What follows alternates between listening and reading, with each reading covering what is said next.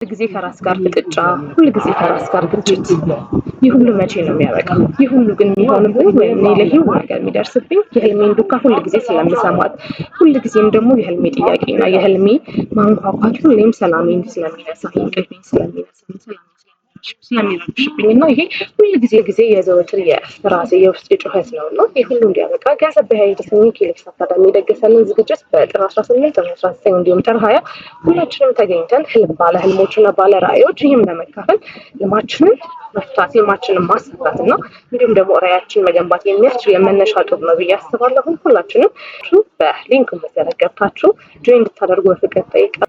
ሁላችንም አብረን ህልማችንን እንፍታ። እንዲሁም ደግሞ ባለ ራዕዮችና ባለ ህልሞች ሁላችንም ህልማችንና ራዕያችንን እንገንባላለን።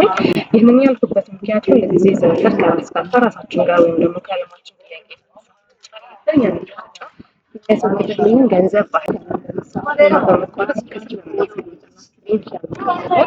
መጠቀም ባለ ራዕዮች ባለ ህልሞች